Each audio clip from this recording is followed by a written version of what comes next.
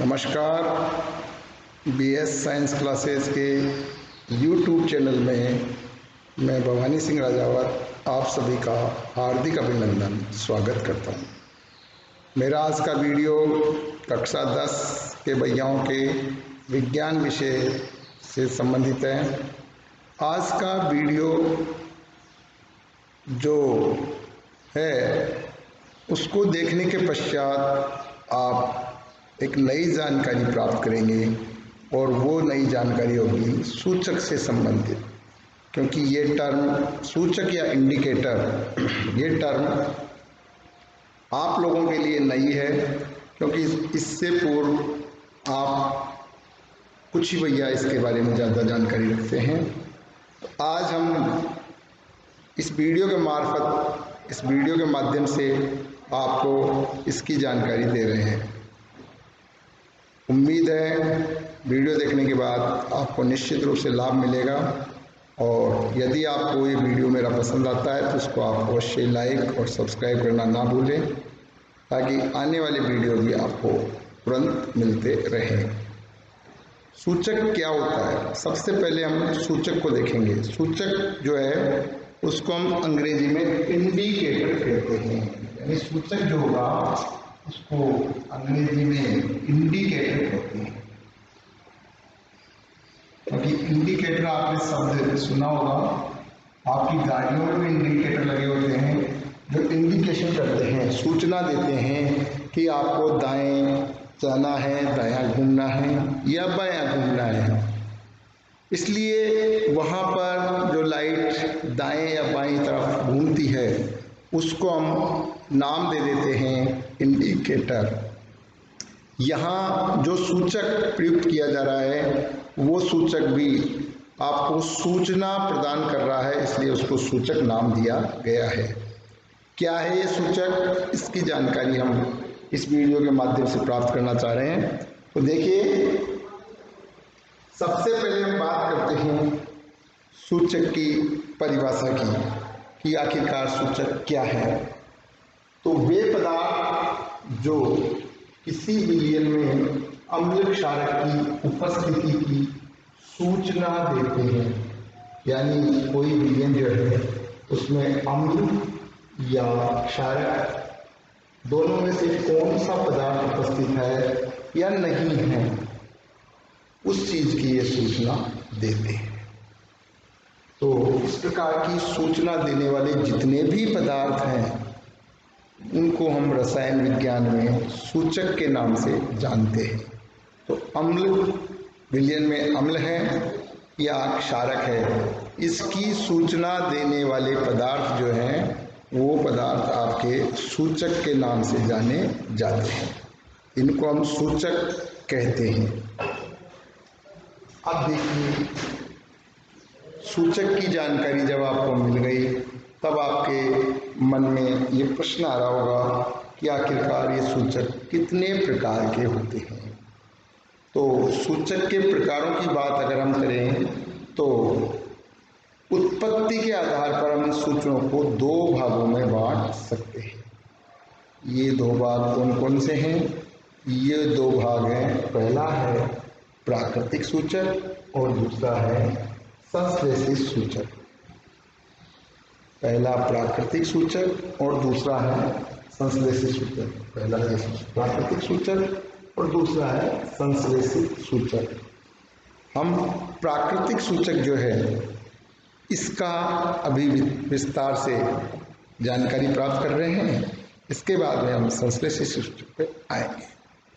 प्राकृतिक सूचक जैसा कि नाम से स्पष्ट हो रहा है, प्राकृतिक यानी जिसका निर्माण प्रकृति ने किया है। तो इसलिए इसकी परिभाषा भी हम बिल्कुल सिंपल रूप में जान सकते हैं कि प्राकृतिक रूप से निर्मित, यानी प्रकृति के द्वारा निर्मित, प्रकृति के द्वारा बनाया गया, जिसका निर्माण प्रकृति ने ही कर दिया है। तो प्रकृति के द्वारा निर्मित या प्रकृति के द्वारा बनाया गया सूचक प्राकृतिक सूचक कहलाएगा। सूचक यानी सूचना देने वाला, प्राकृतिक सूचक जिसका निर्माण प्रकृति ने किया है, जो प्रकृति के द्वारा निर्मित है। ऐसा सूचक जो होता है वो प्राकृतिक सूचक के नाम से जाना जाता है, तो उसको हम प्राकृतिक सूचक कहते हैं। उसका सबसे ज़्यादा प्रचलित और या जिसके बारे में आप सब सुन चुके हो, जानते हो थोड़ा बहुत, वो ऐसा प्राकृतिक सूचक जो है वो है हमारा लिटमस। लिटमस के बारे में आप सबने जाना होगा। तो लिटमस जो है वो हमारा एक प्राकृतिक सूचक है।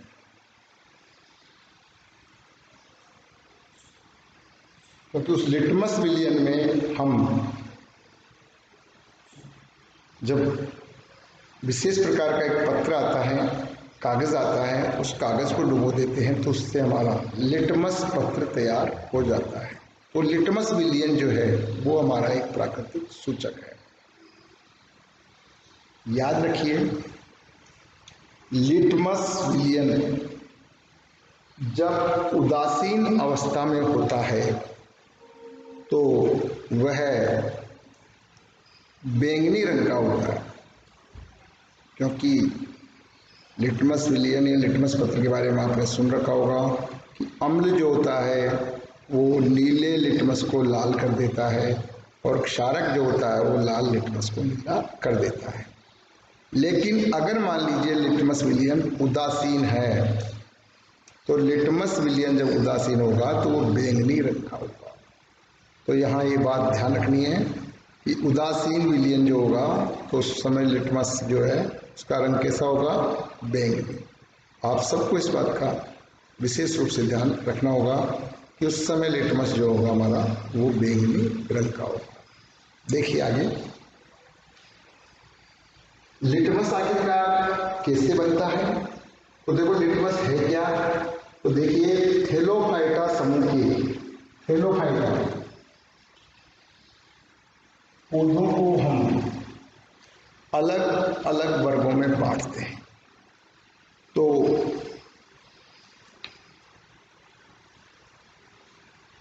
एक विभाजन जो है जिसमें हम पौधों को थैलोफाइटा, ब्रायोफाइटा, टेरिडोफाइटा, जिम्नोस्पर्म और एंजियोस्पर्म इस प्रकार से डिवाइड करते हैं। तो उसमें पहला जो उपवर्ग आ रहा है वो आ रहा है थैलोफाइटा। तो थैलोफाइटा समूह के ये पौधा है। थैलोफाइटा समूह की क्या विशेषता है, क्या लक्षण है कि इनका शरीर थैलस नुमा होता है। थैलस नुमा होता है इसका मतलब इनमें न तो जड़ पाई जाती है, न तना पाया जाता है, न पत्ती पाई जाती है। तो जड़, तना, पत्ती तीनों का इसमें अभाव होता है। इस प्रकार के जो पौधे होते हैं वो थैलोफाइटा समूह के अंतर्गत आते हैं, थैलोफाइटा समूह में वो जाने जाते हैं। तो थैलोफाइटा समूह के जो पौधे होंगे वो जड़, तना और पत्ती तीनों में विभाजित नहीं होंगे, तीनों में डिवाइड नहीं होंगे। ऐसे पौधों को हम थैलोफाइटा वर्ग के पौधे कहते हैं। तो देखिए लिटमस जो है वो भी थैलोफाइटा समूह के लीचेन पौधे।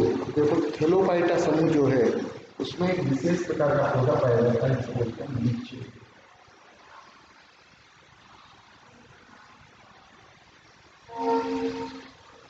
तो थैलोफाइटा समूह के जो लीचेन पौधा है उस लीचेन पौधा जो है उस लीचेन पौधे से निकाला गया बैंगनी रंग का रंजन, देखो मैंने अभी आपसे कहा उदासीन अवस्था में अगर लिटमस होगा तो उसका रंग बैंगनी होगा।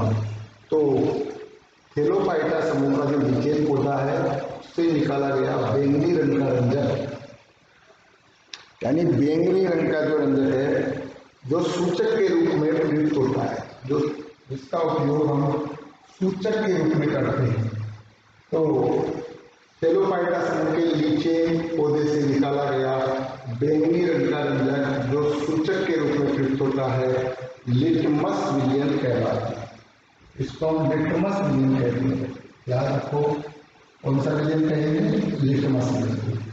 तो ये लिटमस विलियन के नाम से जाना जाता है। यानी थैलोफाइटा समूह के लीचेन पौधे से निकाला गया बैंगनी रंग का रंजन जो सूचक के रूप में प्रयुक्त होता है लिटमस विलियन कहलाता है। इसको हम लिटमस विलियन के नाम से जानते हैं। तो ये लिटमस मीडियम के रूप में जाना जाएगा, इसको हम लिटमस मीडियम कहते हैं। तो लिटमस मीडियम के रूप में पहचाना जाता है। ठीक है, तो ये जानकारी हुई आपके लिटमस के बारे में कि लिटमस क्या है। तो देखो, थैलोफाइटा समूह के जो लीचेन पौधा होता है, उस पौधे से निकाला गया बैंगनी रंग का रंजक जो सूचक के रूप में प्रयुक्त होता है, क्या कहलाता है? लिटमस विलियन। इसको हम लिटमस विलियन के नाम से जानते हैं। सबको ध्यान आ गया? अब देखो, सूचक के रूप में प्रयुक्त प्राकृतिक पदार्थ, यानी और कौन कौन से पदार्थ ऐसे हैं जिनका उपयोग हम सूचक के रूप में कर सकते हैं। तो देखिए, सूचक के रूप में प्रयुक्त होने वाले जो पदार्थ हैं उनमें है लाल पत्ता गोभी, यानी लाल पत्ता गोभी का उपयोग हम सूचक के रूप में कर सकते हैं। लाल पत्ता गोभी एक ऐसा पदार्थ है जिसका उपयोग सूचक के रूप में किया जा सकता है। दूसरा है हल्दी, दूसरा पदार्थ जिसका उपयोग सूचक के रूप में किया जाता है वो है हल्दी। तीसरा है हाइड्रेंजिया। हाइड्रेंजिया जो है, इसके फूलों का उपयोग किया जा सकता है। पेटूनिया, पेटूनिया जो पादप है, इस पेटूनिया के भी फूलों का उपयोग, पुष्पों का उपयोग हम लिटमस के रूप में कर सकते हैं। और एक पौधे का नाम और आ रहा है इसमें, वो पौधा है हमारा जेरानियम। तो जेरानियम जो पौधा है, इस जेरानियम पौधे के फूलों का उपयोग भी हम सूचक के रूप में कर सकते हैं। तो जेरानियम जो पौधा होगा, इस जेरानियम पौधे के फूलों का, इसके जो पुष्प हैं, इसके जो फूल हैं, उन फूलों का उपयोग हम सूचक के रूप में करते हैं। इस प्रकार ये सूचक के रूप में होने वाले प्राकृतिक पदार्थ हैं। सूचक के रूप में काम में लिए जाने वाले कुछ प्राकृतिक पदार्थ हैं जिनको मैंने बताया। पहला है लाल पत्ता गोभी, दूसरा है हल्दी, तीसरा है हाइड्रेंजिया, चौथा है पेटूनिया, पांचवा है जेरानियम। इस प्रकार से ये कुछ प्राकृतिक पदार्थ जिनका उपयोग हम सूचक के रूप में करते हैं। ये तो बात हुई हमारी प्राकृतिक सूचक की। अब इसके बाद में हम बात करने जा रहे हैं संश्लेषित सूचक, यानी जिसका निर्माण हम खुद करते हैं। देखो, संश्लेषित सूचक में आप देखेंगे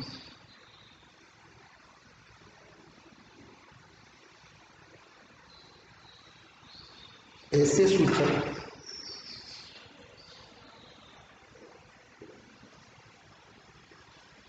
संश्लेषित सूचक, संश्लेषित सूचक क्या है?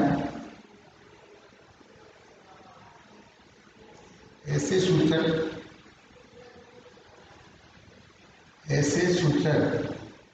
जिनका निर्माण, ऐसे सूचक जिनका निर्माण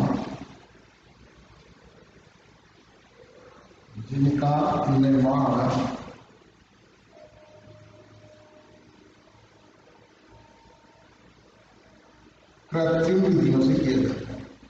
इसका निर्माण कृत्रिम विधियों से करेंगे। कृत्रिम विधियों से किया जाता है।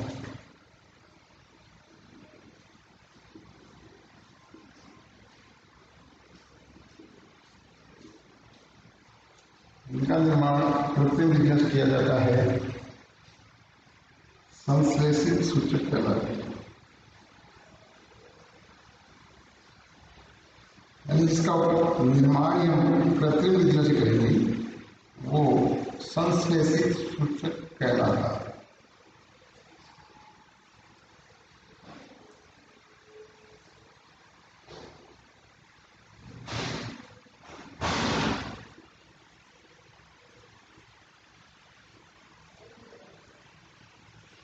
तो संश्लेषी सूचक जो है उसके नाम से हम इसको जानेंगे। इसका निर्माण कृत्रिम विधियों से किया जाता है। इसके उदाहरण हैं,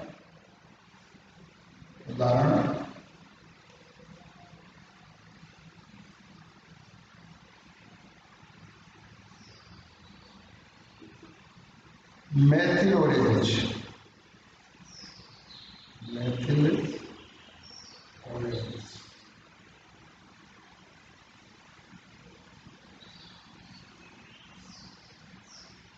एक तो इसका उदाहरण मेथिल ऑरेंज और दूसरा इसका उदाहरण है फिनोल फतेलिन। दूसरा उदाहरण इसका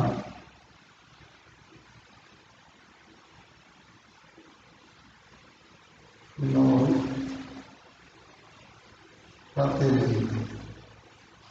तो फिनोल फतेलिन और मेथिल ऑरेंज ये दो सूचक हैं जो संश्लेषी सूचक की श्रेणी में आते हैं। तो देखिए, अभी आपको मैंने बताया संश्लेषी सूचक ये ऐसे सूचक जिनका निर्माण कृत्रिम विधियों से किया जाता है संश्लेषी सूचक कहलाते हैं। यानी इनको हम संश्लेषी सूचक कहते हैं। उदाहरण क्या है? उदाहरण है मेथिल ऑरेंज। यदि इसका निर्माण प्राकृतिक रूप से नहीं होता बल्कि मनुष्य ने खुद ने इसका निर्माण किया है। दूसरा है फिनोल फतेलिन। ये वो सूचक हैं जो संश्लेषी सूचक कहलाते हैं, कृत्रिम सूचक कहलाते हैं, जिनका निर्माण हमने किया है। आज का जो वीडियो हमारा वो इसी जानकारी के साथ समाप्त किया जाता है। नई जानकारी के साथ अगला वीडियो आपको फिर प्राप्त होगा। तब तक लेते हैं आपसे विदा। जय हिंद, जय भारत।